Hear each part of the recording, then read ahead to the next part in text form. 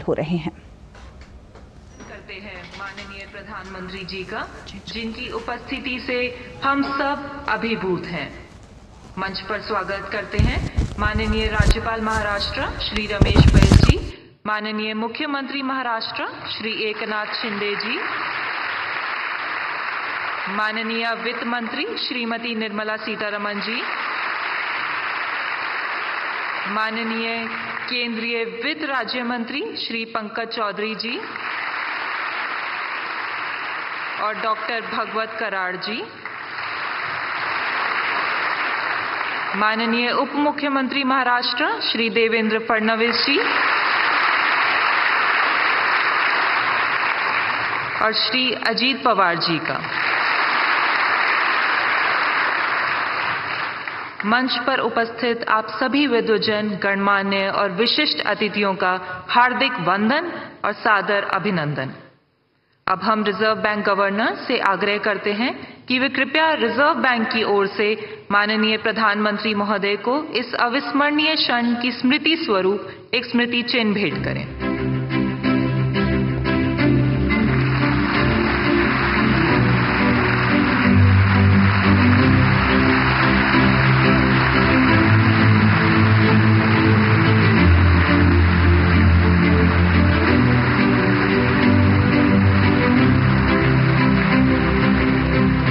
धन्यवाद माननीय।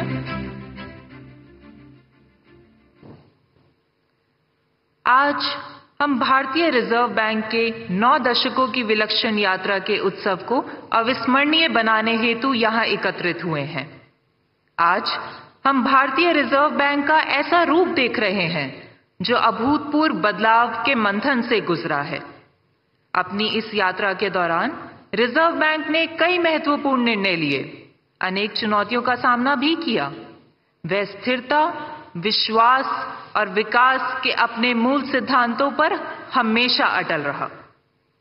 आज के दिवस के उपलक्ष्य में रिजर्व बैंक वित्तीय प्रणाली में स्थिरता और विश्वास बनाए रखने और भारत की विकास यात्रा का समर्थन करने के प्रण की ओर खुद को नई ऊर्जा और उत्साह के साथ फिर से समर्पित करता है।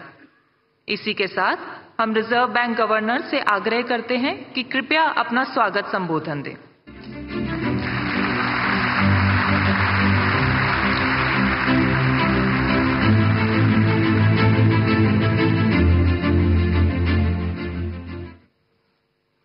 Honorable Prime Minister, Honorable Governor of Maharashtra, Honorable Chief Minister Maharashtra, Honorable Finance Minister, Honorable Union Ministers of State for Finance, Honorable Deputy Chief Ministers of Maharashtra, distinguished invitees, media representatives, and my colleagues from the Reserve Bank, both past and present. Today, the Reserve Bank of India enters the 90th year from its establishment on April 1, 1935. The journey of the Reserve Bank over the last 9 decades has been one of efficient functioning and contribution to the nation's progress. On this momentous occasion, it's my proud privilege on behalf of the Reserve Bank of India to welcome the Honorable Prime Minister to this commemorative event. Sir, your presence here amidst your very busy schedule is a source of great inspiration to all of us in the Reserve Bank.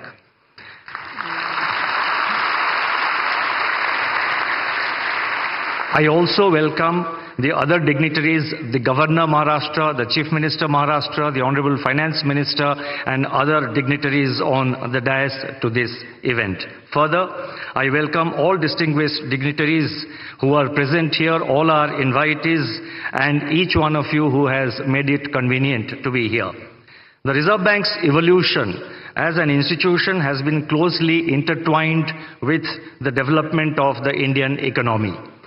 From being a central bank primarily concerned with allocation of scarce resources during the planning period, the Reserve Bank has transitioned into being an enabler for the market economy. We are a full-service central bank with our functions spanning multiple dimensions.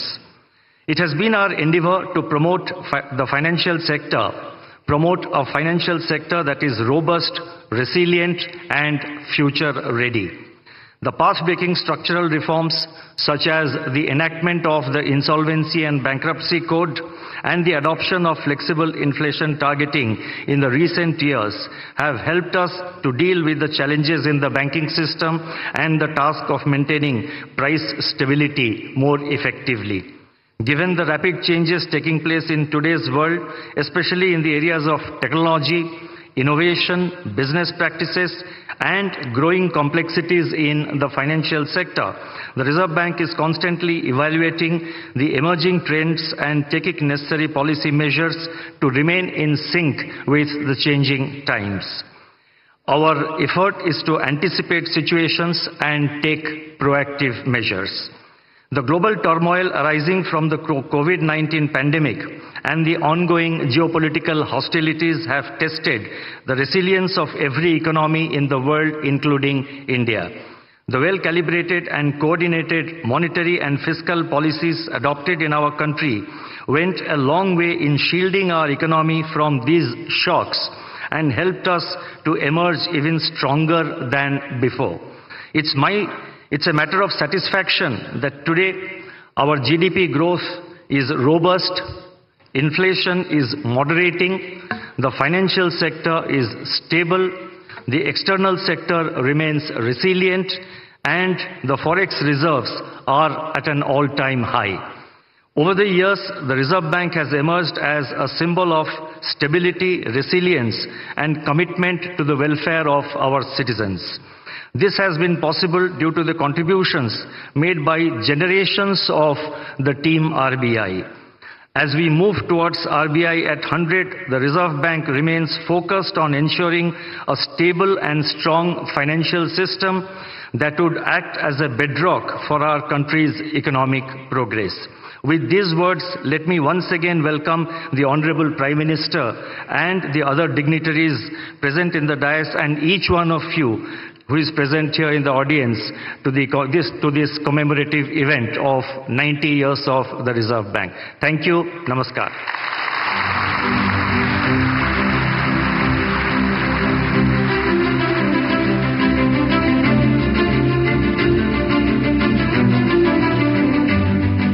धन्यवाद। अब हमारा आग्रह है माननीय वित्त मंत्री महोदया श्रीमती निर्मला सीतारमण जी से कि कृपया अपना विशेष संबोधन दें।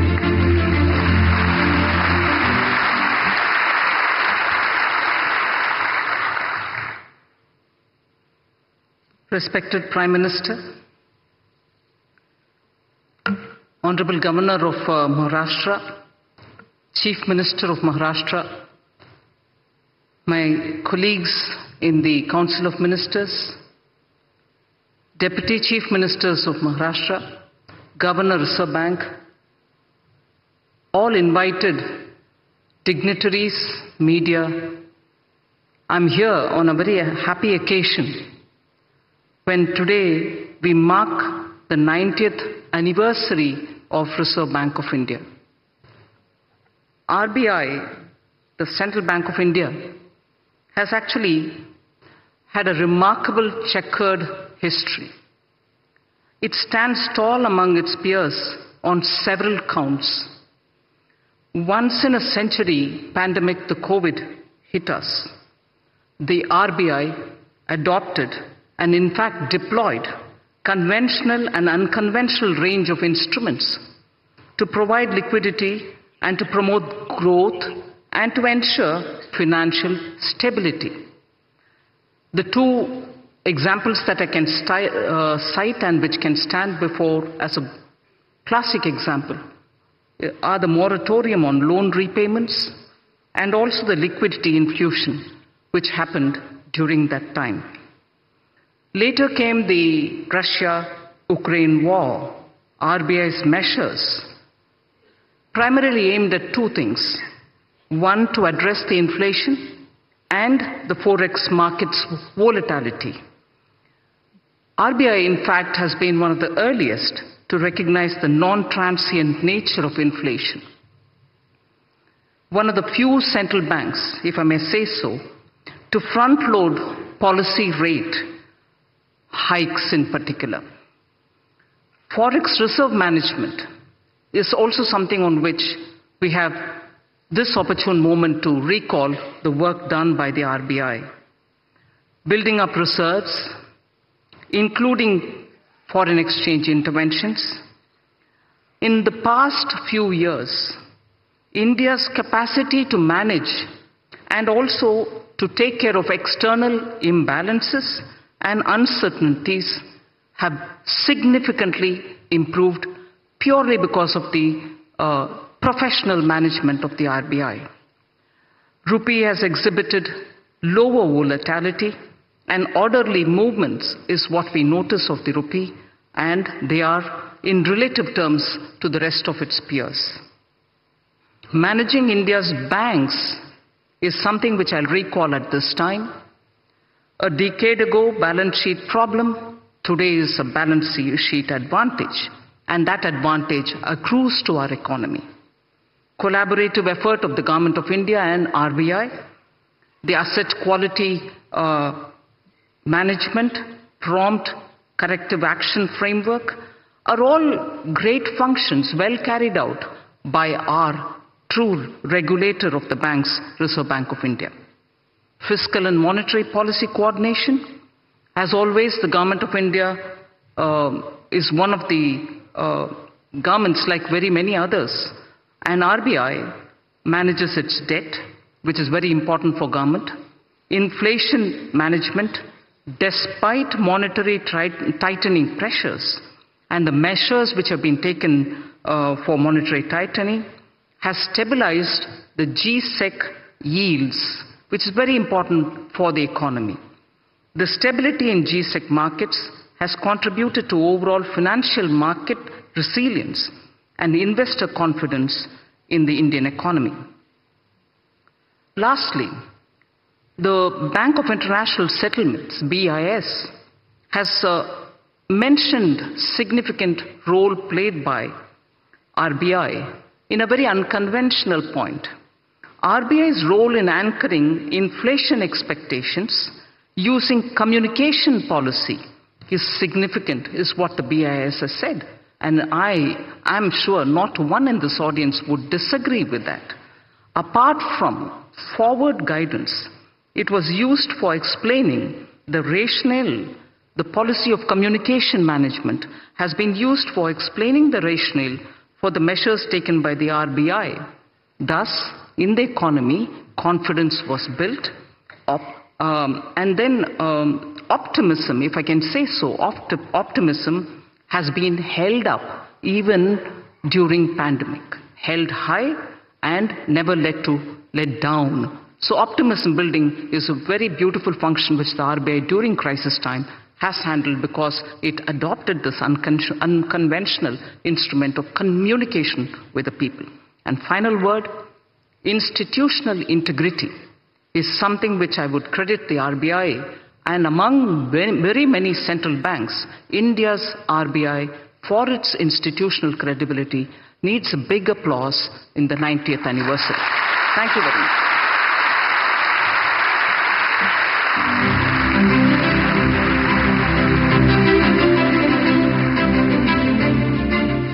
धन्यवाद माननीय, आपके मार्गदर्शन के लिए। रिजर्व बैंक की इस अभूतपूर्व यात्रा को समर्पित एक स्मारक सिक्का जारी करने के लिए रिजर्व बैंक गवर्नर से अनुरोध है कि माननीय प्रधानमंत्री जी के कर कमलों द्वारा जारी होने वाले सिक्के को प्रस्तुत करें।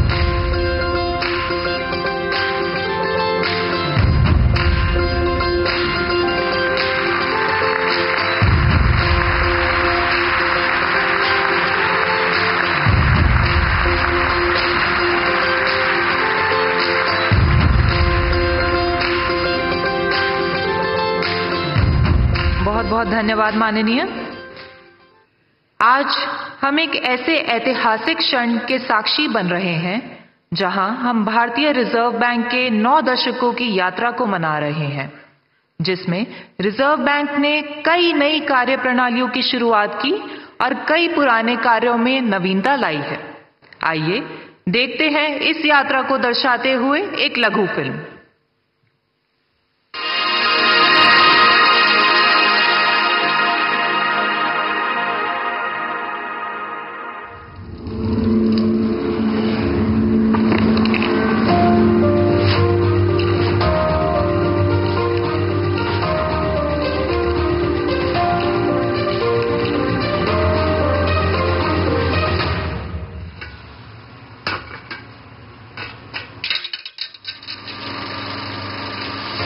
The Reserve Bank of India came into existence on 1st of April 1935 as a joint stock company. It was nationalized in 1949. Over the last 9 decades, through its multifarious functions, the RBI has played a crucial role in the development of Indian financial sector and the economy. As the currency issuer of the country, the RBI has ensured supply of good quality banknotes. It has achieved near self-sufficiency in printing and sourcing of security features of banknotes by setting up of currency printing presses, paper manufacturing units and in-house ink factory. Being the banker and debt manager to the central and state governments, the Reserve Bank has managed their market borrowing programs and facilitated development of the government securities market, introduction of new instruments, strengthening market infrastructure and expanding the participant base, including retail investors, have ensured deepening of financial markets. India's monetary policy framework has evolved from monetary targeting to flexible inflation targeting, which was introduced in 2016. This was a major structural reform and has fostered price stability. RBI's monetary policy decisions are backed by its robust research and data analysis. The Reserve Bank is also responsible for the country's foreign exchange and reserves management. Its role has evolved over the years from being a regulator to a facilitator in an environment of market-determined exchange rates. A number of measures have been taken to simplify foreign exchange regulations for facilitating investment and trade.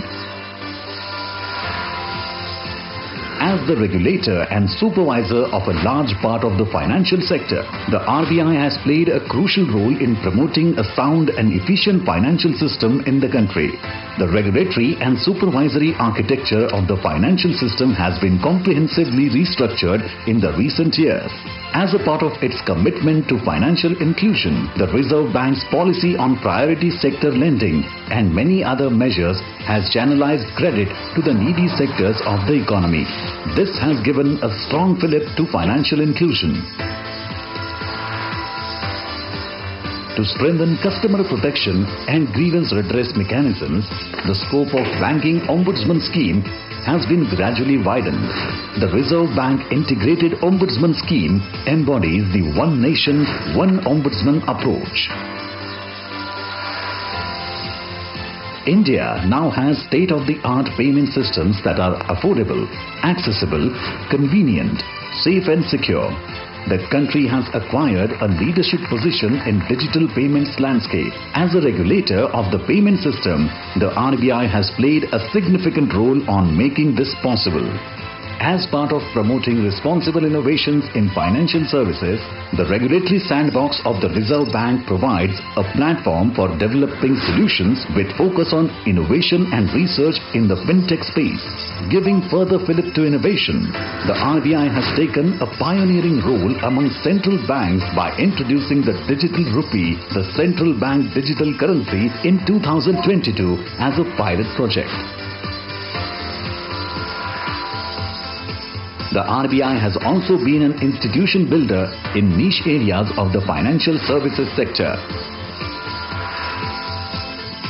In its 90 years journey, the Reserve Bank has navigated through turbulent times with commitment and determination. This was prominently visible during the COVID-19 pandemic and the war in Ukraine. India's financial system and the economy have emerged stronger from these unprecedented global shocks. As we commemorate 90 years of the RBI, we rededicate ourselves to building a robust financial system that is future-ready and contributes to the well-being of our country and the people.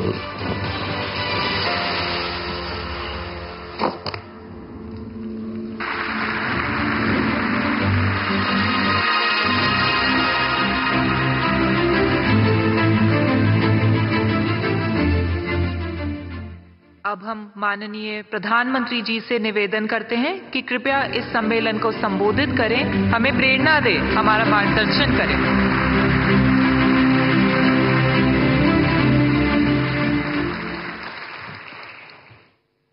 Maharashtra के राज्यपाल श्री रमेश बैस जी,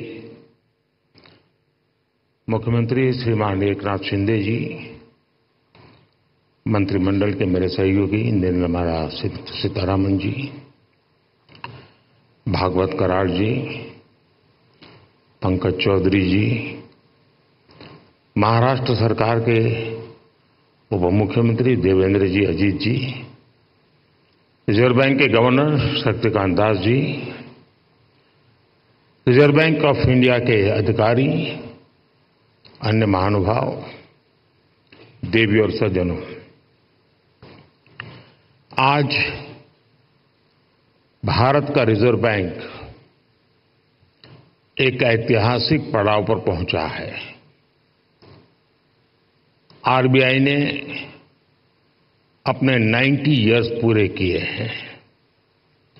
एक संस्थान के रूप में RBI आजादी के पहले और आजादी के बाद दोनों ही कालखंड का गवाह है। आज पूरी दुनिया में आरबीआई की पहचान उसके प्रोफेशनलिज्म और कमिटमेंट की वजह से बनी है। मैं आप सभी को रिजर्व बैंक ऑफ इंडिया के सभी कर्मचारियों और अधिकारियों को आरबीआई की स्थापना के 90 इयर्स की बधाई देता हूं।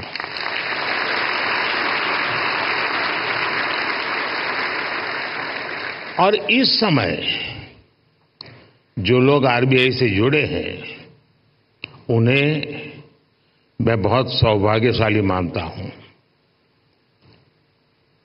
आज आप जो नीतियां बनाएंगे, जो काम करेंगे, उनसे आरबीआई के अगले दशक की दिशा तय होगी। ये दशक इस संस्थान को उसके शताब्दी वर्ष तक ले जाने वाला दशक है और ये दशक विकसित भारत की संकल्प यात्रा के लिए भी उतना ही अहम है। और इसके लिए जैसा आप लोगों का मंत्र है, आरबीआई को तेज ग्रोथ को सर्वोच्च प्राथमिकता देते हुए ट्रस्ट और स्टेबिलिटी पर भी उतना ही फोकस करना है। मैं आरबीआई को उसके लक्ष्यों और संकल्पों के लिए भी शुभकामनाएं देता हूं। साथियों, आप सभी अपनी फील्ड के एक्सपर्ट्स हैं। आप जानते हैं कि देश की अर्थव्यवस्था, हमारी जीडीपी काफी हद तक मॉनेटरी और फिस्कल पॉलिसीज के कोऑर्डिनेशन पर निर्भर करती है। मुझे याद है जब 2014 में रिजर्व बैंक के 80वें वर्ष के कार्यक्रम में आया था, तब हालात एकदम अलग थे। भारत का पूरा बैंकिंग सेक्टर समस्याओं और चुनौतियों से जूझ रहा था। एनपीए को लेकर, भारत के बैंकिंग सिस्टम की स्टेबिलिटी और उसके भविष्य को लेकर हर कोई आशंका से भरा हुआ था।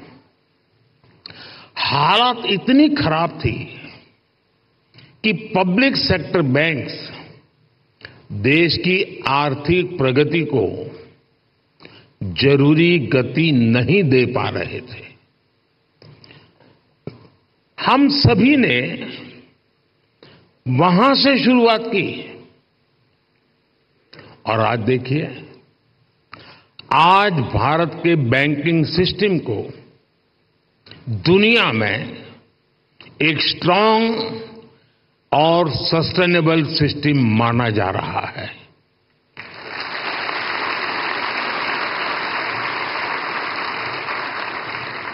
जो बैंकिंग सिस्टम कभी डूबने की कगार पर था, वो बैंकिंग सिस्टम अब प्रॉफिट में आ गया है और क्रेडिट में रिकॉर्ड वृद्धि दिखा रहा है। फ्रेंड्स, आप भी जानते हैं कि सिर्फ 10 साल में इतना बड़ा परिवर्तन आना आसान नहीं था। ये बदलाव इसलिए आया क्योंकि हमारी नीति, नियत और निर्णयों में स्पष्टता थी।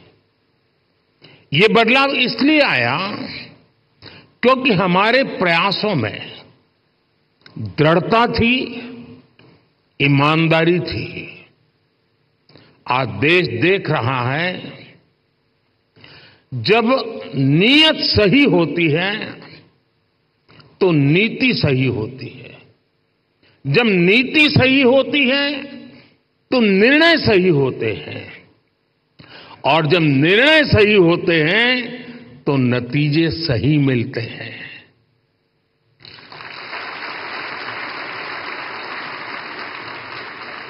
इन शॉर्ट, मैं यही कहना चाहता हूं, नीयत सही तो नतीजे सही।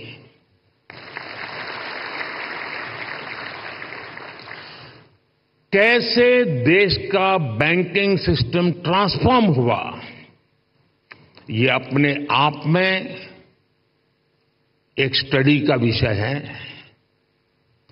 हमने कोई भी सिरा ऐसा नहीं था जिसे ऐसे ही छोड़ दिया हो। हमारी सरकार ने रिकॉग्निशन, रिजोल्यूशन और रिकैपिटलाइजेशन की रणनीति पर काम किया। पब्लिक सेक्टर बैंक के हालात सुधारने के लिए सरकार ने करीब 3.5 लाख करोड़ का कैपिटल इन्फ्यूजन किया और साथ ही गवर्नेंस संबंधी कई रिफॉर्म्स भी किए। अकेले इंसॉल्वेंसी एंड बैंक्रप्सी कोड की नई व्यवस्था से ही करीब 3.25 लाख करोड़ के लोन्स रिजॉल्व हुए। और एक आंकड़ा देशवासियों को जरूर जानना जरूरी है, 27,000 से ज्यादा ऐसी एप्लीकेशंस जिसमें 9 लाख करोड़ रुपए से ज्यादा का अंडरलाइन डिफॉल्ट था, वो आईबीसी में एडमिशन से पहले ही रिजॉल्व हो गई। ये दिखाता है कि इस नई व्यवस्था का सामर्थ्य कितना ज्यादा है।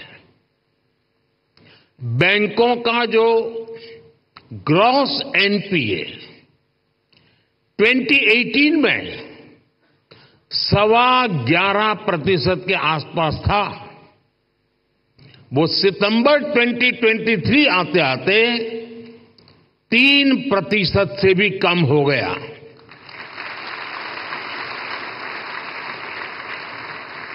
आज ट्विन बैलेंस शीट की समस्या अतीत का हिस्सा हो चुकी है। आज बैंक की क्रेडिट ग्रोथ 15% तक हो गई है और मैं इन सभी उपलब्धियों में आरबीआई की सहभागीदारी और प्रयासों की भी बहुत बड़ी भूमिका रही है और वो बधाई के पात्र हैं। साथियों, आरबीआई जैसे संस्थान के बारे में चर्चा अक्सर फाइनेंशियल डेफिनेशन और कठिन टर्मिनोलॉजी तक ही सीमित रह जाती है। आपका कार्य जितना जटिल है, उसमें यह स्वाभाविक भी है, लेकिन आप जो काम करते हैं उससे देश के सामान्य मानव का जीवन सीधे तौर पर प्रभावित होता है। बीते 10 वर्षों में हमने सेंट्रल बैंक, बैंकिंग सिस्टम और अंतिम पायदान पर खड़े व्यक्ति के बीच इस कनेक्ट को हाईलाइट किया है।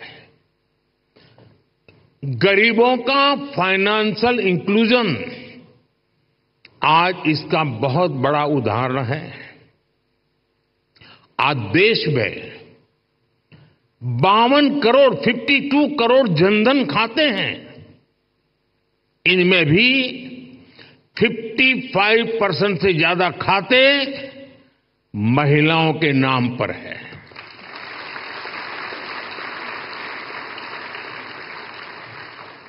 इसी फाइनेंशियल इंक्लूजन का प्रभाव आप एग्रीकल्चर और फिशरीज जैसे सेक्टर्स में भी देख सकते हैं। आज 7 करोड़ से ज्यादा फार्मर्स, फिशरमैन और पशुपालक के पास किसान क्रेडिट कार्ड्स हैं। इससे हमारी रूरल इकोनॉमी को एक बहुत बड़ा पुश मिला है। कोऑपरेटिव सेक्टर को भी पिछले 10 वर्षों में बड़ा बूस्ट मिला है। सहकारिता में कोऑपरेटिव बैंक की एक बहुत बड़ी भूमिका होती है और ये रिजर्व बैंक के रेगुलेशन और सुपरविजन का एक महत्वपूर्ण क्षेत्र भी है। यूपीआई आज एक ग्लोबली रिकॉग्नाइज्ड प्लेटफॉर्म बन चुका है। इस पर हर महीने 1200 करोड़ से ज्यादा ट्रांजैक्शन हो रहे हैं। अभी आप लोग सेंट्रल बैंक डिजिटल करेंसी पर भी काम कर रहे हैं। यानी पिछले 10 वर्षों में हुए ट्रांसफॉर्मेशन की एक तस्वीर ये भी है। एक दशक के भीतर ही हम पूरी तरह से एक नई बैंकिंग व्यवस्था, एक नई अर्थव्यवस्था और नए करेंसी एक्सपीरियंस में प्रवेश कर चुके हैं। और जैसा मैंने पहले कहा है, पिछले 10 साल में जो हुआ वो तो सिर्फ ट्रेलर है।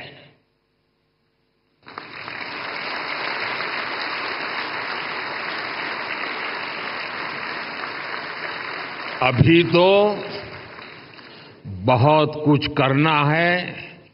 अभी तो हमें देश को बहुत आगे लेकर जाना है। साथियों, बहुत जरूरी है कि हमारे पास अगले 10 साल के लक्ष्य बिल्कुल स्पष्ट हो। हमें मिलकर अगले 10 साल में डिजिटल ट्रांजैक्शन की संभावनाओं को विस्तार देना होगा। हमें कैशलेस इकोनॉमी से आ रहे इन बदलावों पर नजर भी रखनी होगी। हमें फाइनेंशियल इंक्लूजन और एम्पावरिंग एफर्ट्स को भी और बेहतर करना होगा। साथियों, इतनी बड़ी जनसंख्या की बैंकिंग नीड्स भी अलग अलग हो सकती है। कई लोग फिजिकल ब्रांच मॉडल को पसंद करते हैं, कई लोगों को डिजिटल डिलीवरी पसंद होती है। देश को ऐसी नीतियां बनाने की जरूरत है जिससे ईज ऑफ डूइंग बैंकिंग बेहतर हो और सभी को उनकी जरूरत के अनुसार क्रेडिट एक्सेस मिल सके।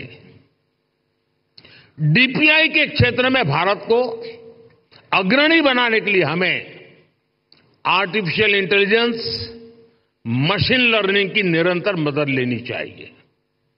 भारत की प्रगति तेज गति से हो,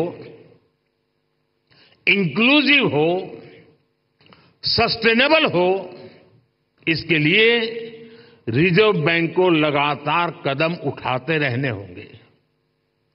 एक रेगुलेटर के तौर पर आरबीआई ने बैंकिंग सेक्टर में रूल बेस्ड डिसिप्लिन और फाइनेंशियली प्रूडेंशियल प्रैक्टिसेस को सुनिश्चित कराया है, लेकिन इसके साथ ही ये भी आवश्यक है कि आरबीआई विभिन्न सेक्टर्स की भविष्य की जरूरतों का आकलन करते हुए अभी से तैयारी करे, बैंकों को प्रोत्साहित करे, प्रोएक्टिव कदम उठाए। मैं आपको विश्वास दिलाता हूं कि सरकार आपके साथ है।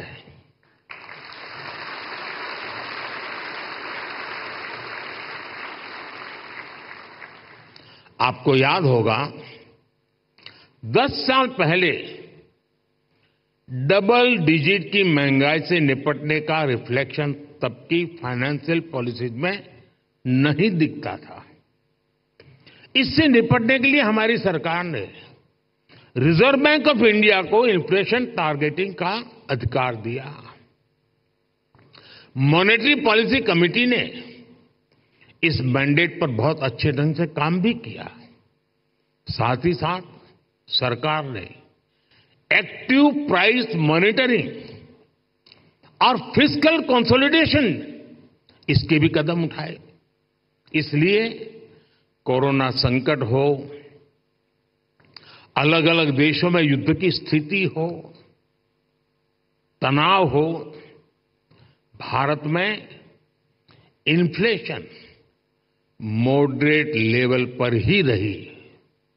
साथियों, जिस देश की प्रायोरिटी स्पष्ट हो उसे प्रोग्रेस करने से कोई नहीं रोक सकता।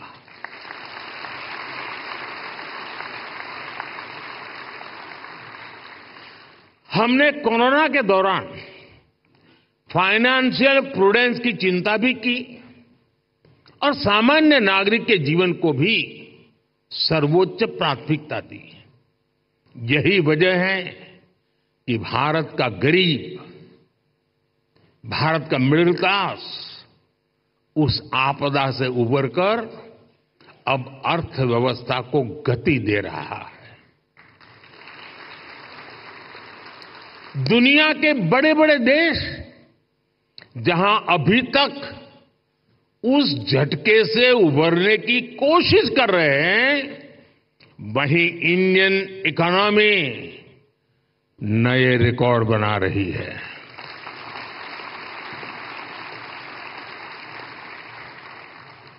भारत की सफलता को आरबीआई वैश्विक स्तर पर ले जा सकता है।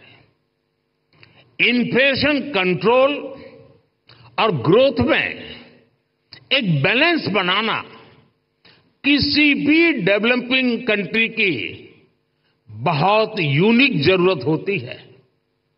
इससे निपटने के लिए कौन कौन से मॉनेटरी टूल्स हो सकते हैं, इसके बारे में सोचना बहुत आवश्यक है। आरबीआई इसके लिए एक मॉडल बनकर ग्लोबल लीडरशिप की भूमिका निभा सकता है। और ये बात मैं 10 साल के अनुभव के बाद कहता हूं, और ये बात दुनिया को निकट से जानने समझने के बाद कह रहा हूं। और इससे पूरे ग्लोबल साउथ को बहुत बड़ी मदद मिल सकती है। फ्रेंड्स, अगले 10 साल के टारगेट तो तय करते हुए हमें एक बात और ध्यान रखनी है, वो है भारत के युवाओं की एस्पिरेशंस। भारत आज दुनिया के सबसे युवा देशों में से एक है। इस युवा एस्पिरेशंस को पूरा करने में आरबीआई का अहम रोल है। बीते 10 साल में सरकार की पॉलिसीज की वजह से नए नए सेक्टर्स बने हैं। इन सेक्टर्स में देश के युवाओं को नए अवसर मिल रहे हैं। आप देखिए, आज ग्रीन एनर्जी जैसे उभरते हुए क्षेत्रों का विस्तार हो रहा है। सरकार सोलर एनर्जी और ग्रीन हाइड्रोजन जैसे सेक्टर्स को प्रमोट कर रही है। आज देश में इथेनॉल ब्लेंडिंग को लगातार बढ़ाया गया है। डिजिटल टेक्नोलॉजी में आज भारत एक प्राइम प्लेयर बनकर उभरा है। हमने स्वदेशी 5G टेक्नोलॉजी पर काम किया है। डिफेंस सेक्टर हम बड़े एक्सपोर्टर की भूमिका में आ रहे हैं। एमएसएमई पूरी भारतीय अर्थव्यवस्था और मैन्युफैक्चरिंग सेक्टर की बैकबोन जैसे हैं। ऐसे सारे सेक्टर्स में अलग अलग तरीके के कर्ज की जरूरत होती है। कोरोना के समय हमने एमएसएमई सेक्टर के लिए जो क्रेडिट गारंटी स्कीम बनाई, उसने इस सेक्टर को बहुत बड़ी शक्ति दी थी। रिजर्व बैंक को भी आगे out of the box policies के बारे में सोचना होगा। और मैंने देखा है हमारे शक्तिकांत जी आउट ऑफ बॉक्स सोचने में माहिर है।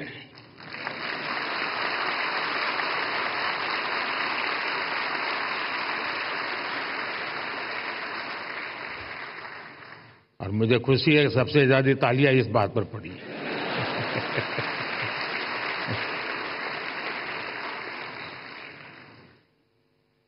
विशेषकर नए सेक्टर्स में हमारे युवाओं को पर्याप्त क्रेडिट अवेलेबिलिटी मिले, ये सुनिश्चित किया जाना बहुत जरूरी है।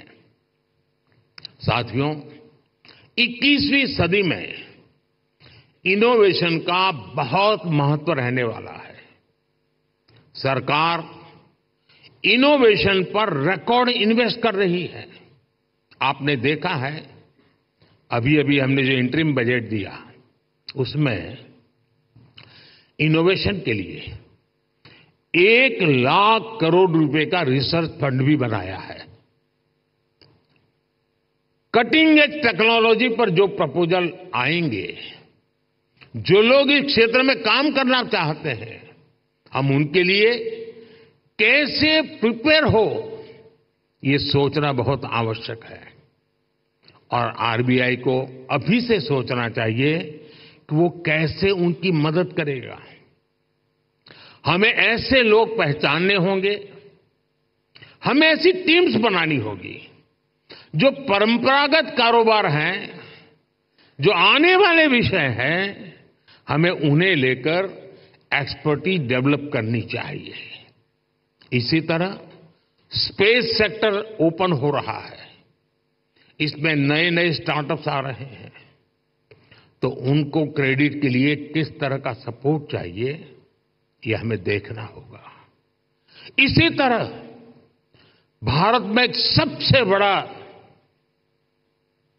क्षेत्र नया पूरी ताकत के साथ आ रहा है, वो है टूरिज्म सेक्टर। टूरिज्म सेक्टर भी बढ़ रहा है और पूरी दुनिया भारत आना चाहती है, भारत देखना चाहती है, भारत समझना चाहती है। अभी कहीं मैंने पढ़ा था, जो ये टूरिज्म के एक्सपर्ट होते हैं, उनका कहा है कि आने वाले वर्षों में रिलीजियस टूरिज्म में दुनिया का सबसे बड़ा कैपिटल अयोध्या बनने वाला है।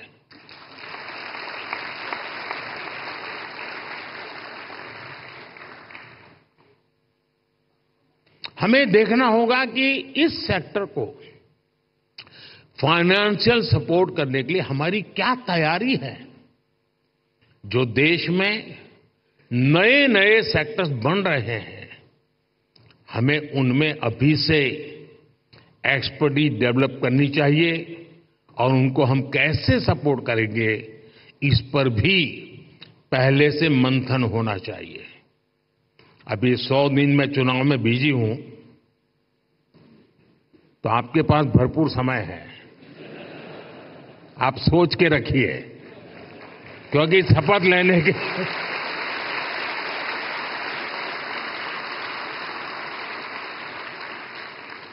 क्योंकि शपथ लेने के दूसरे दिन ही धमाधम काम आने वाला है।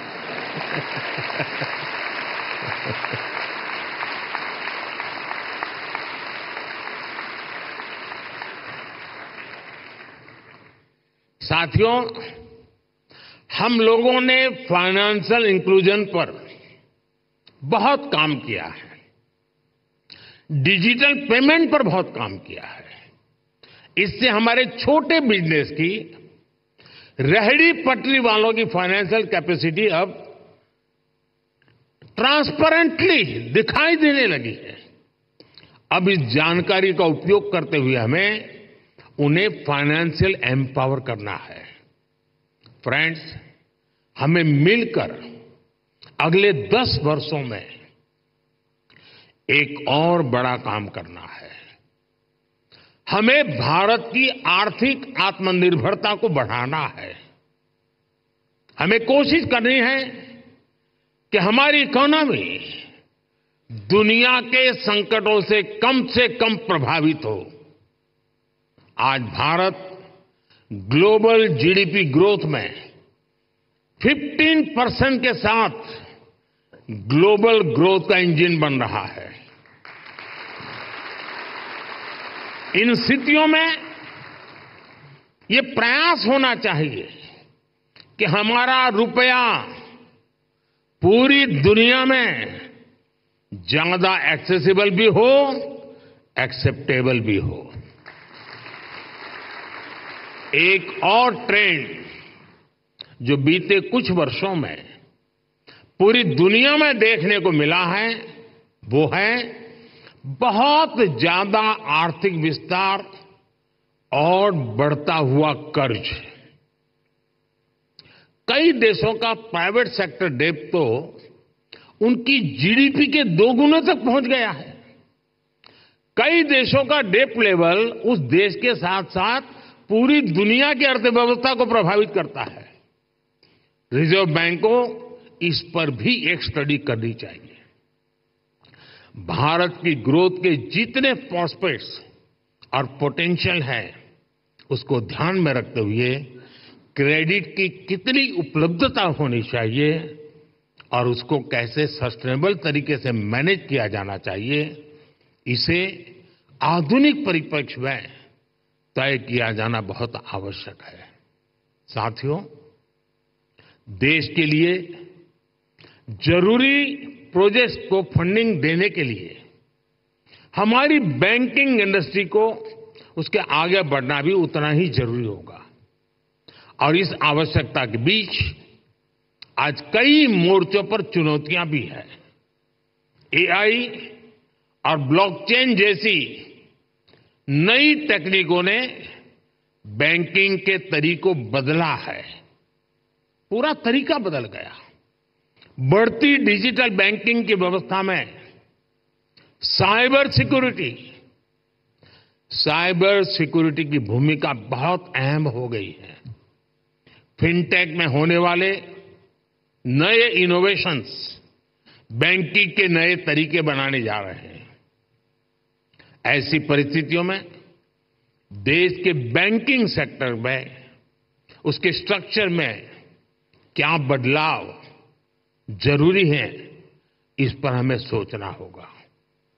इसमें हमें नए financing, operating and business models की आवश्यकता हो सकती है। ग्लोबल चैंपियंस की क्रेडिट जरूरतों से लेकर रेहड़ी पटरी वालों तक की जरूरत को कटिंग एज सेक्टर से लेकर ट्रेडिशनल सेक्टर तक की जरूरतों को हम पूरा कर सकें, ये विकसित भारत के लिए बहुत जरूरी है।